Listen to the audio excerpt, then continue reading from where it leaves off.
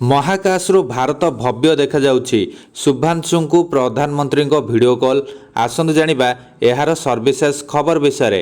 ପ୍ରଧାନମନ୍ତ୍ରୀ ନରେନ୍ଦ୍ର ମୋଦି ଆନ୍ତର୍ଜାତୀୟ ମହାକାଶ କେନ୍ଦ୍ର ତଥା ଆଇଏସ୍ଏସ୍ରେ ଥିବା ଭାରତୀୟ ବାୟୁସେନା ଅଧିକାରୀ ଗ୍ରୁପ୍ କ୍ୟାପ୍ଟେନ୍ ଶୁଭ୍ରାଂଶୁ ଶୁକ୍ଲାଙ୍କ ସହିତ ସିଧାସଳଖ କଥାବାର୍ତ୍ତା କରିଛନ୍ତି। ଏହି କଥାବାର୍ତ୍ତା କେବଳ ଭାରତର ମହାକାଶ ଇତିହାସରେ ଏକ ନୂତନ ଅଧ୍ୟାୟ ନୁହେଁ, ବରଂ ଏହା ଭାରତର ବୈଜ୍ଞାନିକ କ୍ଷମତା ତଥା ବିଶ୍ୱ ମହାକାଶ ଗବେଷଣାରେ ଭାରତର ଅଂଶଗ୍ରହଣର ଏକ ପ୍ରତୀକ ପାଲଟିଛି। ପ୍ରଧାନମନ୍ତ୍ରୀ ମୋଦି ଭିଡିଓ କଲ୍ ମାଧ୍ୟମରେ ଶୁଭ୍ରାଂଶୁ ଶୁକ୍ଲାଙ୍କ ସହିତ କଥାବାର୍ତ୍ତା କରିବା ସମୟରେ ତାଙ୍କର ସାହସ ଏବଂ ଅବଦାନକୁ ପ୍ରଶଂସା କରିଥିଲେ। ପ୍ରଧାନମନ୍ତ୍ରୀ ସୋସିଆଲ ମିଡିଆ ସାଇଟ୍ ଏକ୍ସରେ ଟ୍ୱିଟ୍ କରି ଏହି ସୂଚନା ଦେଇଛନ୍ତି। କଥାବାର୍ତ୍ତା ସମୟରେ ଶୁଭ୍ରାଂଶୁ କହିଛନ୍ତି ଯେ ମହାକାଶରୁ ଭାରତ ଭବ୍ୟ ଦେଖାଯାଉଛି।